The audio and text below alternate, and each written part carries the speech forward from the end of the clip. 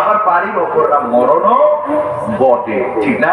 যেটা 70 সালে 1970 সালে এই ভোলা জেলার মানুষ হারে হারে টের পেয়েছে যে পানির অপর নাম মরণ কিভাবে হয়, ঠিক না?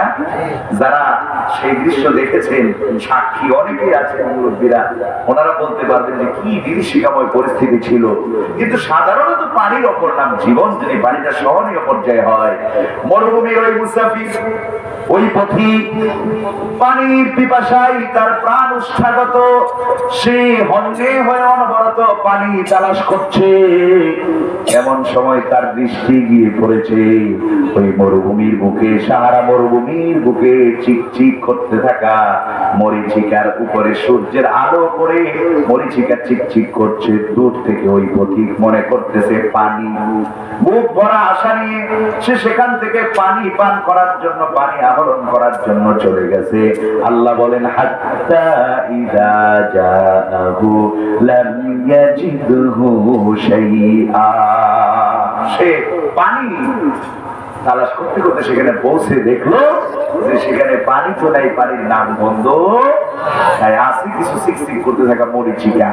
তো ঠিক তদ্রুপ ভাবে যারা আল্লাহতে বিশ্বাসী নয়, রাসূল সাল্লাল্লাহু আলাইহি ওয়াসাল্লামে বিশ্বাসী নয়, যারা ইসলাম মানে না, কোরআন মানে না, দ্বীন মানে না, আল্লাহ পাক বলছেন ওদের আমলগুলো দেখতে এরকম সুন্দর, ওরা ভালো ভালো সুন্দর সুন্দর কাজ করে, কিন্তু এই আমলগুলোর কোনো মূল্য আল্লাহ পাকের কাছে নাই।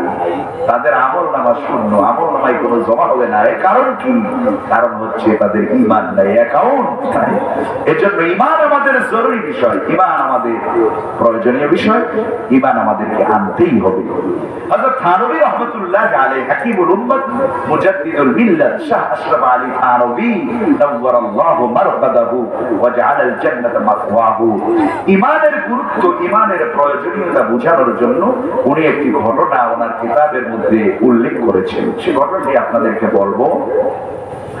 কাফির মুশরিকেরা, যারা আল্লাহতে বিশ্বাসী নয়, রাসূলে বিশ্বাসী নয়, কোরআনে বিশ্বাসী নয়, ওরা যে ভালো কাজগুলো করে, তাহলে সেই ভালো কাজগুলো কি বেকার যাবে? এর বিনিময়ে কি তারা আল্লাহর কাছে কোনো প্রতিদান পাবে না? আপনারা বলেন পাবে কিনা? এত কষ্ট করলো, নিজের কষ্টের উপার্জিত পয়সা দান করলো, বিভিন্ন সমাজ সেবামূলক কাজ করলো, অসহায় মানুষের পাশে দাঁড়ালো, এর বিনিময়ে পাবে না? এটা কি হবে? এটা হতে পারে না। কারণ ইন্নাল্লাহা লা ইয়াজলিমুন নাসা শাইআ, আল্লাহ মানুষের প্রতি বিন্দু মাত্র জুলুম করেন না। ওয়াল্লাহু ইউরিদু যুলমান লিল আলামিন, বিশ্ববাসীর প্রতি সরিষার দানা পরিমাণ, কানাকড়ি পরিমাণ জুলুম করার ইচ্ছাও আল্লাহ নাই। তাহলে কি হবে? যারা আল্লাহতে বিশ্বাসী নয়, রাসূলে বিশ্বাসী নয়, কোরআনে বিশ্বাসী নয়, এই আয়াতে কারিমার শুরুতে যে বিষয়গুলোর প্রতি ঈমান আনয়ন করার কথা বলা হয়েছে, আল্লাহর প্রতি ঈমান আনয়ন করা, আখিরাতের প্রতি বিশ্বাস স্থাপন করা, ঈমান আনয়ন করা, ফেরেশতাদের প্রতি বিশ্বাস স্থাপন করা, ঈমান আনয়ন করা, কিতাব সমূহের প্রতি ঈমান আনয়ন করা, বিশ্বাস স্থাপন করা, নবী রাসূলদের প্রতি ঈমান আনয়ন করা, বিশ্বাস স্থাপন করা, যারা ঈমানের এই মৌলিক বিষয়গুলোর উপর ঈমান আনে না, বিশ্বাস স্থাপন করে না, ওদের ভালো কাজ, ওদের নেক কাজগুলোর আল্লাহ রাব্বুল আলামিন প্রতিদান তাদেরকে দেবেন।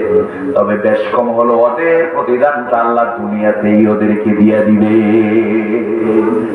ভালো কাজ যা করেছে সব আল্লাহ দুনিয়াতেই দিয়ে দিবে। আর ঈমানদার যারা মুমিন, যারা মুসলমান, আল্লাহতে বিশ্বাসী, রাসূলে বিশ্বাসী, কোরআনে বিশ্বাসী, ওদের প্রতিদানটাকে আল্লাহ রাব্বুল আলামিন কিয়ামতের জন্য, আখিরাতের জন্য জমা করে রেখে দিবেন। সুবহান। আপনারা বলেন দুনিয়ার প্রতিদান উত্তম না আখিরাতের প্রতিদান উত্তম? বলেন না। আল্লাহ রাব্বুল আলামিন তার হাবিবকে বলছেন, ওয়ালাল আখিরাতু খায়রুল লাকা মিনাল উলা। হে নবী, আপনার জন্য এই ইহকালের থেকে পরকাল উত্তম। বন্ধুরা আমার, হযরত থানভী রাহমাতুল্লাহি আলাইহি ঈমানের উপকারিতা, ঈমানের প্রয়োজনীয়তা এবং ঈমান আনলে যে আল্লাহ তাআলা আখিরাতে প্রতিদান দিবেন, আর ঈমান না থাকলে যত ভালো কাজই করি না কেন দুনিয়াতে আল্লাহ এটা দিয়ে দিবেন, এর দৃষ্টান্ত দিতে গিয়ে উনি ওনার কিতাবের মধ্যে চমৎকার একটা ঘটনা লিখেছেন। এক মরুভূমির এলাকায়, মরুভূমির দেশে, আরব ভূখণ্ডে একই এলাকায় পাশাপাশি দুইজন ব্যক্তি বসবাস করত।